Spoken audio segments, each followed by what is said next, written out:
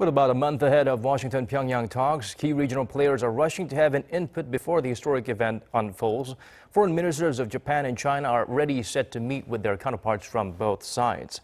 Jung-hee outlines what could be the key topics during those sit-downs.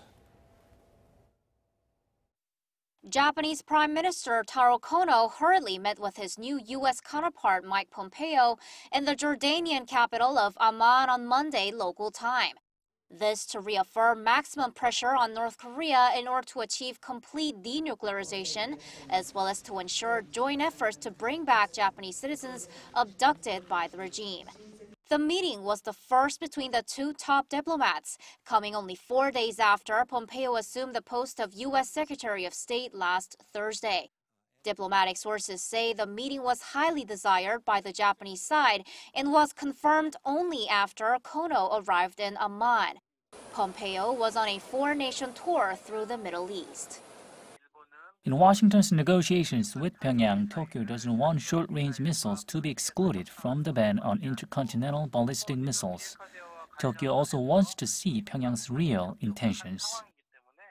Meanwhile, Chinese Foreign Minister Jung-hee is also to head over to North Korea on Wednesday at the invitation from his North Korean counterpart. This amid concerns that Beijing could feel left out from formally ending the Korean War and drafting a peace treaty. Last Friday's summit agreement, dubbed the Panmunjom Declaration, stipulates the two Koreas will actively push forward trilateral meetings with the U.S. or quadrilateral meetings with both the U.S. and China to set a permanent peace on the Korean peninsula. And that leaves open the possibility of excluding China from the talks. The two Koreas and the United States have already formed a trilateral structure and are closely coordinating. So there's no need to bring in China to form a rivalry structure that puts Seoul and Washington at one side and Pyongyang and Beijing at the other. The expert added China will be most curious about how North Korea could be guaranteed of its sovereign security, as it directly coincides with Beijing's own interest.